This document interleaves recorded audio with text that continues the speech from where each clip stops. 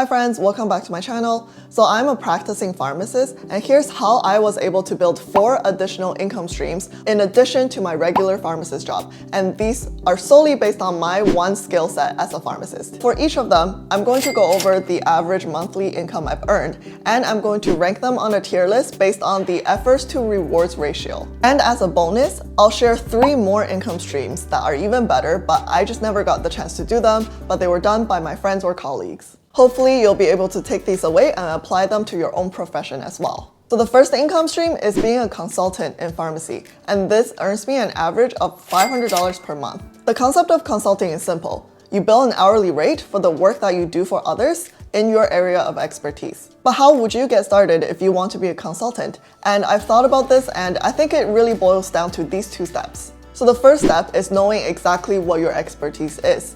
Just general knowledge in your industry unfortunately won't cut it, because there are hundreds of professionals out there just like you who share the same education, same background, same license, and everything, right? And this doesn't matter if you're a doctor, nurse, accountant, etc. An example I can think of is it's like opening your own restaurant and deciding on your menu. You can't just decide and say, I'm going to open a Chinese food restaurant and anything Chinese food related can be on my menu. You would have to curate your menu based on your own cooking skills. So for me, I've experience in opening 2 drugstore locations, and I know exactly how to get the process started, who needs to be involved in the process, and how to save money in the process. And I also have experience working in the hospital as a clinical pharmacist in the field of oncology, which means cancer. So these will be on my menu. And for you, think of the one thing that makes you stand out. There's a great saying from Ali's video that you're the average of the 5 people that you hang out with the most. So think about the 5 friends you have in your industry and think of at least one thing that makes your practice unique compared to the others. And that can be your gateway to consultancy in your field. Now, step number 2 is how to find your clients. So this step might sound daunting because you might think only big organizations hire big consulting firms. But actually, a lot of small businesses are actively looking for consultants, especially during their startup process. So my advice is to start small. Start with the people around you. Networking would definitely be helpful, like going to alumni events, education sessions, anything that makes you meet more people in your industry. But even if you're a total introvert like me and you don't like going to networking events, that's okay too, because you meet a ton of people every day on your day-to-day job. Actually, I want to make a video about being an introvert in business and if it's true that making connections means everything. So if you want to see that video, please leave a comment down below. So I think I'm going to put this one in S tier because I think this is the best effort to rewards ratio you can get for an income stream. Consulting rates are usually higher than what you can earn as your own wage, and its hours are very flexible and you don't need to put in that many hours a month. So the second income stream is being a medical translator, and this has earned me an average of $200 a month. Being a translator does require you to be bilingual, but even if you're not, there are tons of jobs out there that are looking for medical writers or legal writers or anything in your profession. So if I go on Fiverr or Upwork, I can see a lot of jobs that only want to hire someone working in a certain specialty. So a good trick is if you're looking for translator work, try looking for the job in its original language, because chances are the people looking for help with English translation may not be comfortable in English themselves, so they may have posted the job posting in their original language. And back in the day, there weren't even AI-powered translation tools, at least I've never heard of them. All we had was Google Translate. So if you started now, you'd be much more efficient in the job with these new tools. And because the bar is high for professional writing or translation, you'd have less competition. So I think I'm going to rank this one on a C tier, but if I started this in 2024, I definitely rank it higher. It was quite a lot of work for me, to be honest, back in the day because we didn't have any translation tools, and you're gonna meet people that will try to lowball you. The job can be inconsistent as well. By the way guys, if you like this video, don't forget to hit the like button and please subscribe to help my channel grow. And the third income stream is being an examiner.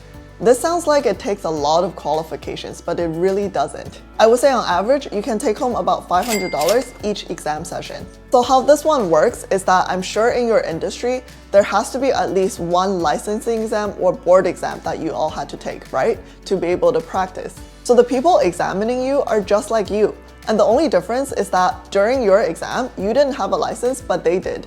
So just to give you an example, for pharmacists, we had one of these exams that involved multiple 7-minute stations. And in each station, we had a scenario to solve And in each of these stations, there will be an examiner marking our performances. And of course, there are other coordinators and exam markers involved as well in the whole exam process. And there's absolutely no special qualifications if you want to be involved in the exam. All you have to do is be a licensed pharmacist and be able to dedicate the hours preparing for the exam and showing up on the day, and you could have the job.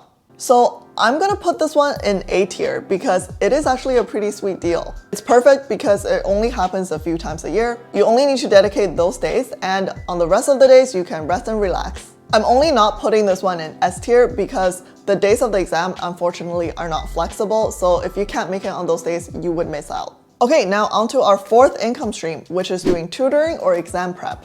This used to earn me about $800 a month, and I would say out of all the income streams, this is probably the easiest to find just because the need out there is so large. Also, if you have made it as a young professional in your industry, it's good marketing for yourself as well because you somewhat had to be a good student in school. I started tutoring when I was really young, maybe when I was grade 12 in high school. And even after I got into college and after graduation, I kept tutoring on the side, not making myself insanely busy. I would keep about 1 to 2 students at a time, and I didn't really find myself needing to do a lot of prep work as well, because most of the students just wanted help with their own classwork, so you're just doing troubleshooting anyway.